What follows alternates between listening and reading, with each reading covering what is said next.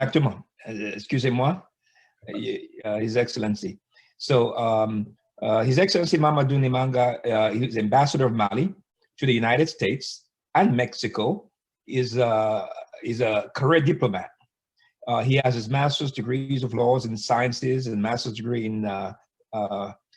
from France, National School of Administration, the certificate of Geneva Institute of International Studies, and the certificate of China Academy and International Studies, and perhaps many more, certainly in the field of post-conflict management, human security, and disarmament. He's an experienced and highly effective policy professional that has history of serving in Addis Ababa for the Mali of the embassy to the African Union. He's a senior diplomat advisor, to the cabinet of President of Mali and the Foreign Service in his country.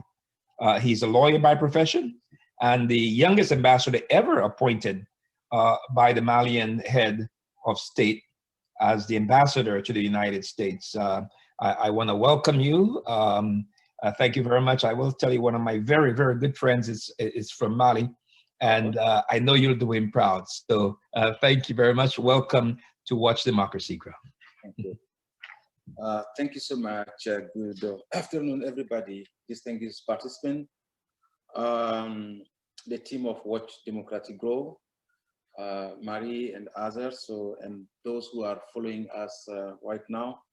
I would like to thank everybody, and thank you for inviting me to be part of this distinguished panel. I would like to share with you my perspective on the leadership transition in Mali. My country is at the critical moments of its history. Once a promising democracy in Africa, two coups d'etat occurred in Mali in 8 years since 2012. The country has been going through a multi-phase crisis. It's clear that there are many underlying actors that lead to such kind of a deep crisis. In any case, building strong institutions is a prerequisite if we want to stop this disruptive change of regime. In the specific case of Mali, despite our commitment to promote democracy and its principle and the role of law, we should recognize that our young democracy is still fragile. In addition to the social political impasse, many other challenges have compounded: security, economic, and sanitary with the COVID-19 pandemic. So rather than seeing the setback with pessimism, we are looking at this phenomenon as a process of learning, a trial and error. In order to deepen and strengthen state institutions, some important reform are required: constitutional, institutional, and electoral codes, etc. This interim period will be exploited to tackle major obstacles that hinder political stability. So as I said that for Mali, this transitional is at the same time challenges and opportunities. Despite tremendous effort to negotiate and reach a peace agreement with armed groups, security situations has become worse. The north area in the country are still subject to attack on civilian, international, and national troops. Terrorist groups continue to extend their influence in the center, attacking and strengthening the local population. This situation has negatively impacted economic growth. The humanitarian situation also remains of serious concern, with COVID-19 compounding an already fragile situation. Economic growth is also suffered. So following the coup, everybody knows what's happened. So I may start by the coup, so make the economic for, the background. Following the coup, a series of consultations were convened with the key political and civil society actors on 10th September to 12th.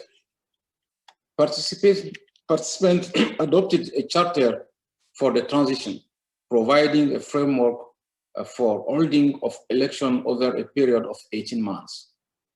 The charter also provided for a president of the transition, a vice president who is responsible for matter of defense, and a prime minister who will lead a government of no more than 25 ministers. So that is the structures, institutional structure of the transitional. We have the president, new vice president, which is new, but and also the prime minister, and we have already the government, which is composed by 25 ministers. Furthermore, the chart includes a call for creation also a national council of 121 members to act as legislative body. So as you know, the parliament was dissolved by the president before he resigned. So this is this new national council will comprise all national stakeholders, including the signatory armed group. And which is important also to note, this is the first time also the armed group is part of the government. There, both SEMA platform are all sit now in the new government. So the roadmap to ensure the continuity of the states and to create the basic condition for the establishment of stronger democratic institutions, a level playing field for the national election, and the full restoration of the constitutional order. So that is the, you know, the roadmap. And the way forward, looking forward, the people of Mali sees this moment of history as an opportunity, opportunities to complete overall the states and our democratic system. So in his guidance letter to the Prime Minister, the President of the Transition, His Excellency Bandao, laid out his priorities. In 80 months, our country must be reconnected with full constitutional legality, with new elected officials, including a President of the Republic. In the meantime, the government will mainly focus on strengthening security across the country, promoting good governance, overloading the education system, initiating political and institutional reform, adopting a social stability pact, and organizing the general election. So the key challenge will be to organize, you know, an election, a general election, which includes legislative, presidential, and the regional. So in cooperation with ensuring the security situation is the most urgent matter, as peace and security are critical for development. It's entails stabilizing and restoring state authorities throughout the country. To that end, the reform and inclusive Malians defense and security forces are being redeployed, and the means of our defense and security forces also are going to be strengthened. So in cooperation with international troops, our armed forces will continue its fighting against terrorism and organizing you know, crimes, so insecurity and so on. So promoting a good governance also is a priority by addressing citizen needs. Fighting corruption and impunity are among other actions that will be implemented. Auditing fines that are allocated to security, defense, and justice sector is also planned. The president also instructed the government to pay attention on promoting human rights and end abuse against civilians. And one other priorities will be the implementation of the peace and reconciliation agreement. So that will be revitalized. Now, that both signatory movements are represented in the government, as I said before, that should be possible, you know, to revitalize, you know, the peace agreement and to accelerate its implementation too. As the president put it, I quote, "Peace is goal. Everything else must contribute to achieving and preserving it.